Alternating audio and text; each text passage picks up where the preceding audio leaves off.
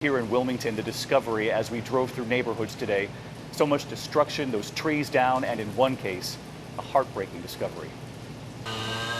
The frantic effort underway tonight to rescue those in the path of Florence. First responders out at daybreak after the hurricane first began battering the coast. Here in Wilmington, neighbors holding one another after a massive tree came crashing down on a young family's home.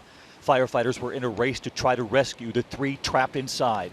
A mother and her infant did not survive. They struggled to get the father out, managing to free him. He was rushed to the hospital.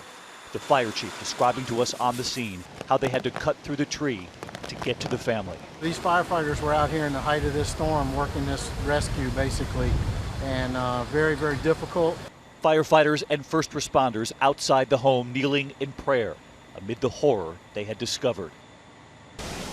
It all began in the early morning hours, hurricane force winds as Florence slammed into the coast, making landfall as we were on the air. The eye of Hurricane Florence is expected right here in Wilmington imminently. In fact, the eye wall has already made landfall. It's moving inland. You can see the winds are just ferocious right now. Wind gusts reported up to 97 miles per hour right on the coast. Wind gusts at the Wilmington International Airport reaching 105 miles per hour, the highest recorded gust since Hurricane Helene in 1958. Look at the sheer amount of water already arriving, and the eye of Florence isn't even here yet. What they're most concerned about is the rain. It's expected up to 40 inches of rain. Police cars on the roads pounded by those heavy winds and rain, winds chewing up this gas station, the roof collapsing, then carried away by the winds. The storm surge as high as 10 feet in some places. This boat battered and dropped on land, streets blocked, trees down, trapping hundreds of residents in high water. And it all happened very quickly. From the highway in Wilmington, the view of the shopping center in the distance, the lights flickering, then off. Across town, this parking lot suddenly in total darkness. Look at this. Look how high this is now. It's twice as deep as it was 10 minutes ago. Walt Creighton has been stranded in a home surrounded by water. They've been relying on a generator. That's now in danger because of the rising waters. We're about to have to kill the generator. It's about to be underwater. Look at this. And it's a generator that was blamed for a death in Kinston. As a resident was trying to plug their generator in, he was electrocuted.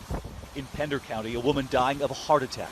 Emergency crews were unable to get to her because of downed trees. Tonight here, the damage is vast and widespread. Part of the roof being ripped off this retirement home in Wilmington, this auto repair shop, and the cars crushed. So many lives affected, and those firefighters and an entire community praying tonight after learning of that young mother and baby lost. Very sad and difficult scene today, not far from where we're broadcasting here tonight. And there are very real worries going into this evening. Flash flooding, possible tornadoes, and North Carolina Governor Roy Cooper telling me just moments ago what he's most worried about going into this Friday night.